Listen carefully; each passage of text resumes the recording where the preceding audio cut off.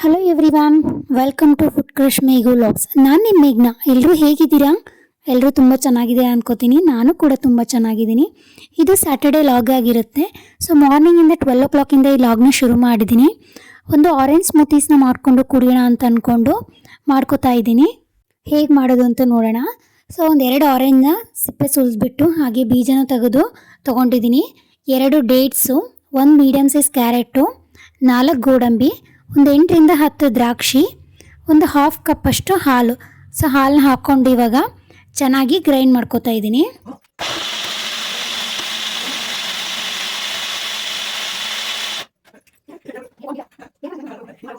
ಸ್ವೀಟ್ನೆಸ್ಸಿಗೋಸ್ಕರ ಹನಿನಾದರೂ ಹಾಕ್ಕೋಬೋದು, ಇಲ್ಲ ಬೆಲ್ಲದ ಪೌಡರ್ನ ಸಹ ಹಾಕ್ಕೋಬೋದು. ಸೊ ಈಗ ಅದರ ಮೇಲೆ ಸನ್ಫ್ಲವರ್ ಸೀಡ್ಸು ಮತ್ತು ಪಂಪ್ಕಿನ್ ಸೀಡ್ಸ್ನ ಹಾಕ್ಕೋತಾ ಇದ್ದೀನಿ. ನಿಮಗೆ ಬೇಕಾಗೋಂಥ ಸೀಡ್ಸ್ನ ಹಾಕ್ಕೋಬೋದು, ಬಾಯಿ ಮಧ್ಯದಲ್ಲಿ ರುಚಿ ಇರುತ್ತೆ ಅಂತ.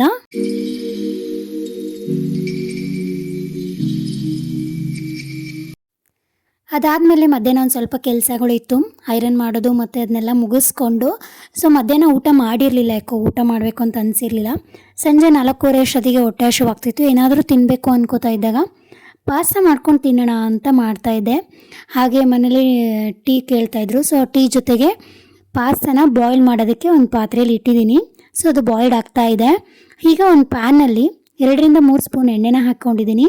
ಎಣ್ಣೆ ಚೆನ್ನಾಗಿ ಕಾದ್ಮೇಲೆ ಅರ್ಧ ಸ್ಪೂನ್ ಜೀರಿಗೆ, 1 ಮೀಡಿಯಮ್ ಸೈಜ್ ಈರುಳ್ಳಿ, 1 ಕ್ಯಾಪ್ಸಿಕಮ್ಮು ಚೆನ್ನಾಗಿ ಎಣ್ಣೆಯಲ್ಲಿ ಮಾಗಾಡಿಸ್ಕೋಬೇಕು. ಹಾಗೆ ಒಂದು 4ರಿಂದ 5 ಸ್ಪೂನು ಬಟಾಣಿ. ಸೊ ಅದನ್ನ ಹಾಕ್ಕೊಂಡು 1 ಮೀಡಿಯಮ್ ಸೈಜ್ ಟೊಮ್ಯಾಟೊ. ಸೊ ಎಲ್ಲನೂ ಚೆನ್ನಾಗಿ ಎಣ್ಣೆಯಲ್ಲಿ ಮಾಗಾಡಿಸ್ಕೋಬೇಕು.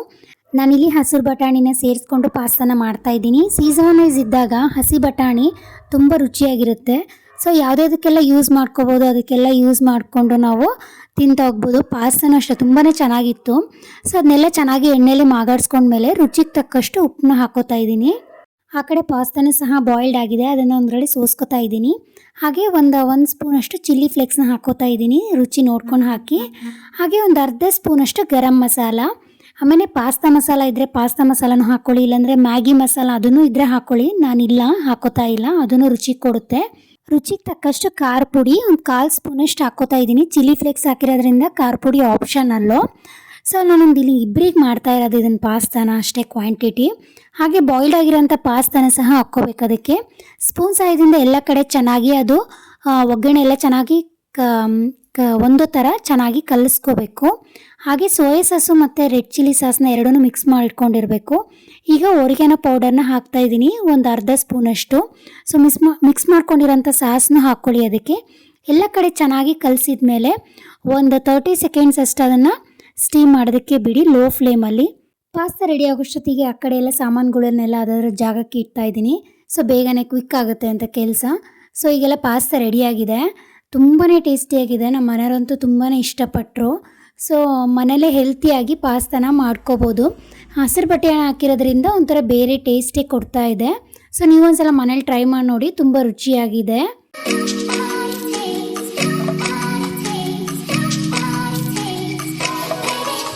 ಸಂಜೆದು ಕಸ ಮತ್ತು ದೀಪ ಎಲ್ಲ ಕೆಲಸಗಳನ್ನು ಮುಗಿಸ್ಕೊಂಡು ಸೊ ನೈಟ್ ಡಿನ್ನರಿಗೆ ಅಂತ ನಾನು ಗೀ ರೈಸ್ ಮತ್ತು ಆಲೂ ಕುರ್ಮನ ಮಾಡೋಣ ಅಂತ ಅಂದ್ಕೊಂಡಿದ್ದೀನಿ. ಸೊ ಗೀ ರೈಸ್ ಮಾಡೋದಕ್ಕಿಂತ ಮುಂಚೆ 1 hour or 2 hours ಅಕ್ಕಿನ ನೆನೆಸ್ಕೊತಾ ಇದ್ದೀನಿ. 1 ಕಪ್ಪು ಬಾಸುಮತಿ ರೈಸು ಮತ್ತು 1 ಕಪ್ ನಾರ್ಮಲ್ ಅಂದರೆ ಜೀರಾ ರೈಸ್ ಅಥವಾ ಸ್ಟೀಮ್ ರೈಸ್ ಯಾವುದಾದ್ರೂ 1 ಕಪ್ನ, ಅದು ಮತ್ತು 1 ಕಪ್, ಇದು 1 ಕಪ್ನ ನೆನೆಸ್ಕೊತಾ ಇದ್ದೀನಿ. 1 hour or 2 hours ಮುಂಚೆನೇ ನೆನೆಸ್ಕೊತೀನಿ. ನಾನು ಯಾವುದೇ ಸ್ಪೆಷಲ್ ರೆಸಿಪಿ ಮಾಡ್ಕೋಬೇಕು ಅಂದ್ಕೊಂಡಾಗೂ ಸೊ ಬಾಸುಮತಿ ಪೂರ್ತಿಯಾಗಿ ಬೆಳೆಸಲ್ಲ, ಅರ್ಧ ಬಳಸಿರ್ತೀನಿ, ಇನ್ನು ಅರ್ಧ ಜೀರಾ ರೈಸ್ನ ಬಳಸ್ಕೊತೀನಿ. ಸೊ ಇವಾಗ ಆಲೂ ಕುರ್ಮ ಮಾಡೋದಕ್ಕೆ ಸೊ ಆಲೂನಂದರೆ ಪೊಟ್ಯಾಟೋನೆಲ್ಲ ಬೇಯೋದಕ್ಕೆ ಇಡ್ತಾಯಿದ್ದೀನಿ. ನಾನಿಲ್ಲೊಂದು ಮೀಡಿಯಮ್ ಸೈಜ್ ಆಗಿರೋವಂಥ 3 ಪೊಟ್ಯಾಟೋನ ತೊಗೊಂಡಿದ್ದೀನಿ. ಸೊ ಈಗ ಒಂದು ಪ್ಯಾನಿಗೆ ಒಂದು 2ರಿಂದ 3 ಸ್ಪೂನ್ ಎಣ್ಣೆನ ಹಾಕ್ಕೊಂಡು ಅದಕ್ಕೆ ಬೇಕಾಗೋಂಥ ಮಸಾಲೆನ ಹುರ್ಕೊಳ್ಳೋಣ. 1 ಮೀಡಿಯಮ್ ಸೈಜ್ ಈರುಳ್ಳಿ, 2 ಟೊಮ್ಯಾಟೊ. ಸೊ ಎರಡನ್ನೂ ಎಣ್ಣೆಯಲ್ಲಿ ಚೆನ್ನಾಗಿ ಹುರ್ಕೋಬೇಕು ಅದನ್ನು. ಹಾಗೆ 7ರಿಂದ 8 ಎಸಳು ಬೆಳ್ಳುಳ್ಳಿ, 1 ಇಂಚು ಶುಂಠಿ, ಹಾಗೆ ಸ್ವಲ್ಪ ಕೊತ್ತಂಬರಿ ಸೊಪ್ಪು ಎಣ್ಣೆಯಲ್ಲಿ ಚೆನ್ನಾಗಿ ಹುರ್ಕೋಬೇಕು. ಸೊ ಅದನ್ನು ಹುರ್ಕೊಂಡಾದ್ಮೇಲೆ ಅದನ್ನು ಕಂಪ್ಲೀಟಾಗಿ ಕೂಲ್ ಆಗೋದಕ್ಕೆ ಬಿಡಬೇಕು. ಸೊ ಈಗ ಒಂದು ಮಿಕ್ಸಿ ಜಾರಿಗೆ ಒಂದು 3ರಿಂದ 4 ಸ್ಪೂನಷ್ಟು ಹಸಿ ಕೊಬ್ಬರಿ. ಸೊ ಹಸಿ ಕೊಬ್ಬರಿ ಮುಂಚೆನೇ ತುರಿದಿಟ್ಕೊಂಡಿದ್ದೆ ನಾನು. ಸೊ ಹಸಿ ಕೊಬ್ಬರಿನ ಒಂದು 3ರಿಂದ 4 ಸ್ಪೂನ್ ಹಾಕ್ಕೋಬೇಕು. ಇದು ಕಂಪ್ಲೀಟ್ ಕೂಲ್ ಆದಮೇಲೆ ಪ್ಯಾನಲ್ಲಿರೋದನ್ನೆಲ್ಲ ಮಸಾಲೆನೂ ಸಹ ಅದರಲ್ಲಿ ಹಾಕ್ಕೋಬೇಕು. ಹಾಗೆ 1 ಸ್ಪೂನಷ್ಟು ಗರಂ ಮಸಾಲೆ, 1 ಸ್ಪೂನು ಧನಿಯಾ, ಒಂದು ಅರ್ಧ ಸ್ಪೂನಷ್ಟು ಉಪ್ಪು, 1 ಸ್ಪೂನು ಜೀರಿಗೆ, 1 ಸ್ಪೂನು ಅದೇ 1 ಸ್ಪೂನಲ್ಲಿ ಸೋಂಪು ಕಾಳು, ಹಾಗೆ ಒಂದು ಅರ್ಧ ಸ್ಪೂನಷ್ಟು ಅರಿಶಿನ. ಸೊ ಸಣ್ಣ ಸ್ಪೂನಲ್ಲಿ ಅರಿಶಿನ ಇದನ್ನೆಲ್ಲ ಸ್ವಲ್ಪ ನೀರನ್ನ ಹಾಕ್ಕೊಂಡು ಚೆನ್ನಾಗಿ ಮಿಕ್ಸಿ ಮಾಡ್ಕೋಬೇಕು, ಇದನ್ನು ಪೇಸ್ಟ್ ಥರ.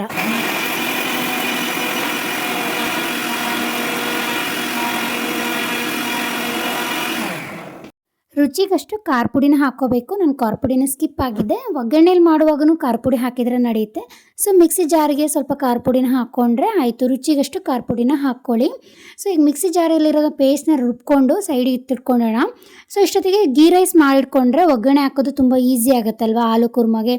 ಸೊ ಹಾಗಾಗಿ ಒಂದು ಕುಕ್ಕರಲ್ಲಿ ಸಮ ಪ್ರಮಾಣದಲ್ಲಿ ತುಪ್ಪ ಮತ್ತು ಎಣ್ಣೆನ ಹಾಕ್ಕೋಬೇಕು. ಒಂದು 3 ಸ್ಪೂನಷ್ಟು ಎಣ್ಣೆನ ಹಾಕ್ಕೊಂಡ್ರೆ ಒಂದು 3 ಸ್ಪೂನಷ್ಟು ತುಪ್ಪನ ಹಾಕ್ಕೋಬೇಕು. 2 ಸಮ ಪ್ರಮಾಣದಲ್ಲೇ ಹಾಕ್ಕೋಬೇಕು.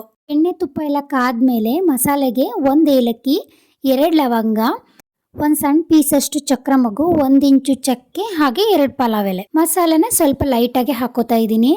ಹಾಗೆ ಒಂದು 2 ಸ್ಪೂನಷ್ಟು ಜೀರಿಗೆ, ಒಂದು 3ರಿಂದ 4 ಹಸಿಮೆಣಸಿನ್ಕಾಯಿನ ಹಾಕ್ಕೋತಾ ಇದ್ದೀನಿ.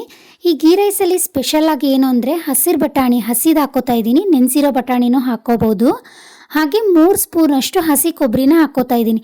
ಈ ಗೀ ರೈಸಲ್ಲಿ ಹಸಿ ಬಟಾಣಿ ಮತ್ತು ಹಸಿ ಕೊಬ್ಬರಿನೇ ತುಂಬ ಟೇಸ್ಟಿಯಾಗಿ ಕೊಡುತ್ತೆ. ಇದು ಮಾಮೂಲಾಗಿ ಎಲ್ಲ ಮಸಾಲೆನ ಹಾಕ್ಕೊಂಡು ಗೀ ರೈಸ್ನ ಮಾಡ್ತಾರೆ, ಬಟ್ ಇದೊಂಥರ ತುಂಬ ರುಚಿಯಾಗಿರುತ್ತೆ ಗೀ ರೈಸ್ ಮಾಡೋದಕ್ಕೆ. ಒಂಥರ ಎಕ್ಸ್ಟ್ರಾ ಇಂಗ್ರೀಡಿಯೆಂಟ್ಸ್ ಅಂತಲೇ ಹೇಳ್ಬೋದು ಗೀ ರೈಸಲ್ಲಿದು. ಎಲ್ಲ ಸ್ವಲ್ಪ ಚೆನ್ನಾಗಿ ಮಾಗಡಿಸ್ಕೊಂಡು ಎಣ್ಣೆಯಲ್ಲಿ ಈಗ ನೆನೆಸಿರೋಂಥ ಅಕ್ಕಿನ ಹಾಕ್ಕೋತಾ ಇದ್ದೀನಿ. ಎಲ್ಲ ಚೆನ್ನಾಗಿ ಕಲಿಸ್ಕೋಬೇಕು. ಒಗ್ಗರಣೆ ಎಲ್ಲ ಚೆನ್ನಾಗಿ ಒಂದು ಕಡೆ ಬೆರೆಯೋ ಥರ ಅಕ್ಕಿಗೆಲ್ಲ ಚೆನ್ನಾಗಿ ಕಲಿಸ್ಕೊಂಡ್ಮೇಲೆ ಸೊ 1 ಕಪ್ ಅಕ್ಕಿಗೆ ನಾನು 2 ಕಪ್ನ ನೀರು ಹಾಕ್ತಾಯಿದ್ದೀನಿ. ಸೊ ಹಾಗಾಗಿ 2 ಕಪ್ಪಿಗೆ ನಾನು 4 ಕಪ್ಪಷ್ಟು ನೀರನ್ನ ಹಾಕ್ತಾಯಿದ್ದೀನಿ. ಹಾಗೆ ರುಚಿಗೆ ತಕ್ಕಷ್ಟು ಉಪ್ಪನ್ನ ಹಾಕ್ಕೊಂಡು ಲಿಡ್ನ ಕ್ಲೋಸ್ ಮಾಡಿ ಒಂದು 2 ವಿಷಲ್ ಕೂಗಿಸಿದ್ರೆ ಗೀ ರೈಸ್ ರೆಡಿ ಆಗುತ್ತೆ. ಈಗ ಆಲೂ ಕುರ್ಮ ಮಾಡೋಣ ಬನ್ನಿ. ಸೊ ಈಗ ಒಂದು ಪ್ಯಾನಲ್ಲಿ ಒಂದು 2ರಿಂದ 3 ಸ್ಪೂನ್ ಎಣ್ಣೆನ ಹಾಕ್ಕೋಬೇಕು. ಎಣ್ಣೆ ಸ್ವಲ್ಪ ಚೆನ್ನಾಗಿ ಕಾದ್ಮೇಲೆ ಒಂದು ಅರ್ಧ ಸ್ಪೂನ್ ಜೀರಿಗೆ, ಒಂದು ಅರ್ಧ ಸ್ಪೂನ್ ಸಾಸಿವೆನ ಹಾಕ್ಕೋಬೇಕು. ಹಾಗೆ 1-2 ಎಸಳು ಕರಿಬೇವು, 3 ಮೀಡಿಯಮ್ ಸೈಜ್ ಆಗಿರೋವಂಥ ಈರುಳ್ಳಿ ಚಿಕ್ಕದಾಗಿ ಕಟ್ ಮಾಡ್ಕೊಂಡಿರೋದನ್ನು ಸೊ ಅದನ್ನು ಹಾಕ್ಕೊಂಡು ಎಣ್ಣೆಯಲ್ಲಿ ಚೆನ್ನಾಗಿ ಮಾಗಡಿಸ್ಕೋಬೇಕು. ರುಚಿಗೆ ಸ್ವಲ್ಪ ಉಪ್ಪು, ಅಂದರೆ ಸ್ವಲ್ಪ ಬೇಗ ಬೇಯುತ್ತೆ ಅಂತ ಉಪ್ಪನ್ನ ಹಾಕ್ಕೋಬೇಕು. ಈರುಳ್ಳಿ ಸ್ವಲ್ಪ ಚೆನ್ನಾಗಿ ಟ್ರಾನ್ಸ್ಪರೆಂಟ್ ಕಲರ್ ಬರೋವರೆಗೂ ಅದನ್ನು ಮಾಗಾಡಿಸ್ಕೋಬೇಕು. ಮಾಗಾಡಿಸ್ಕೊಂಡಿದ್ಮೇಲೆ ಆವಾಗಲೇ ಮಿಕ್ಸಿ ಜಾರಲ್ಲಿ ರುಬ್ಬಿಟ್ಕೊಂಡಿರೋಂಥ ಮಸಾಲೆನೂ ಸಹ ಹಾಕ್ಕೋಬೇಕು ಅದಕ್ಕೆ. ಸೊ ಮಸಾಲೆ ಹಾಕ್ಕೊಂಡು ಅದಕ್ಕೆ ತೊಳೆದಿಟ್ಕೊಂಡಿರೋ ಮಿಕ್ಸಿ ಜಾರಲ್ಲಿ ಎಷ್ಟು ತೊಳೆದಿಟ್ಕೊಂಡಿರೋದನ್ನೆಲ್ಲ ನೀರು ಹಾಕ್ಕೊಂಡು ನಿಮಗೆ ಗ್ರೇವಿನ ನೋಡಿಕೊಂಡು ನೀರನ್ನ ಹಾಕ್ಕೊಳ್ಳಿ. ಸೊ ಎಲ್ಲ ಕಡೆ ಚೆನ್ನಾಗಿ ಕಲಿಸ್ಕೊಂಡ್ಮೇಲೆ ಹಾಲುನ ಸಹ ಆವಾಗಲೇ ಬೇಯ್ದಕ್ಕೆ ಇಟ್ಟಿದ್ವಿ. ಅದನ್ನೆಲ್ಲ ಸಿಪ್ಪೆ ಸುಲಿದ್ಬಿಟ್ಟು ಅದನ್ನು ಚೆನ್ನಾಗಿ ಸ್ವಲ್ಪ ಸಣ್ಣದಾಗಿ ಕಟ್ ಮಾಡ್ಕೊಂಡಿದ್ದೀನಿ. 1 ಆಲೂಗಡ್ಡೆನೇ ಸ್ವಲ್ಪ ಸ್ಮ್ಯಾಶ್ ಮಾಡಿಟ್ಕೊಂಡಿದ್ದೆ. ಇನ್ನು ಉಳಿದಿದ್ದ ಆಲೂಗಡ್ಡೆನೆಲ್ಲ ನಾನು ಚಿಕ್ಕದಾಗಿ ಕಟ್ ಮಾಡಿಟ್ಕೊಂಡಿದ್ದೆ ಅದನ್ನು. ಸೊ ಅದನ್ನು ಹಾಕ್ಕೊಂಡು ಮಸಾಲೆ ಎಲ್ಲ ಕಡೆ ಒಂದೋ ಥರ ಅದನ್ನು ಆಲೂಗೆಲ್ಲ ಚೆನ್ನಾಗಿ ಕಲಿಸ್ಕೋಬೇಕು. ನೀರನ್ನ ನೋಡ್ಕೊಂಡು ಹಾಕಿ ಗ್ರೇವಿನ. ಸೊ ರುಚಿ ನೋಡಿಕೊಂಡು ಖಾರ ಪುಡಿ ಇನ್ನೂ ಸ್ವಲ್ಪ ಖಾರ ಉಪ್ಪು ಬೇಕು ಅಂದರೆ ಹಾಕ್ಕೊಳ್ಳಿ. ನಾನು ಆವಾಗಲೇ ಖಾರ ಪುಡಿ ಸ್ವಲ್ಪ ಹಾಕಿದ್ದೆ. ಸೊ ಇವಾಗಲೂ ಸಹ ಹಾಕ್ಕೋಬೋದು ಲಾಸ್ಟಿಗೆ ನೀವು ಖಾರ ಪುಡಿನ. ಸೊ ಇನ್ನೊಂದು ಅರ್ಧ ಸ್ಪೂನಷ್ಟು ಖಾರ ಪುಡಿನ ಹಾಕ್ಕೊಂಡು ಲಾಸ್ಟಿಗೆ ಒಂದು ಸ್ವಲ್ಪ ಕಸ್ತೂರಿ ಮೇಥಿನ ಹಾಕ್ಕೋತಿದ್ದೀನಿ. 1 ಸ್ಪೂನಷ್ಟು ಕಸ್ತೂರಿ ಮೇಥಿನ ಹಾಕ್ಕೊಳ್ಳಿ. ತುಂಬ ರುಚಿ ಕೊಡುತ್ತೆ ಆಲೂ ಕುರ್ಮಾಗೆ ಕಸ್ತೂರಿ ಮೇಥಿ. ಗೀ ರೈಸಿಗೆ ಒಳ್ಳೆ ಕಾಂಬಿನೇಷನ್ ಆಲೂ ಕುರ್ಮ. ಸೊ ದಾಲು ತುಂಬಾ ಚೆನ್ನಾಗಿರುತ್ತೆ ಗೀ ರೈಸಿಗೆ, ಬಟ್ ಆಲೂ ಕುರ್ಮ ಒಂಥರ ಬೇರೆಯೇ ಟೇಸ್ಟ್ ಕೊಡ್ತು ಗೀ ರೈಸಿಗೆ. ನಮ್ಮನೆಲ್ಲ ತುಂಬ ಇಷ್ಟಪಟ್ಟರು ಗೀ ರೈಸು ಮತ್ತು ಆಲೂ ಕುರ್ಮ ತುಂಬಾ ಟೇಸ್ಟಿಯಾಗಿತ್ತು ಅಂತ. ಸೊ ನೋಡಿ ಎಷ್ಟು ಚೆನ್ನಾಗಾಗಿದೆ ಅಂದರೆ ಗೀ ರೈಸು ಉದುರುದ್ರಾಗಿದೆ.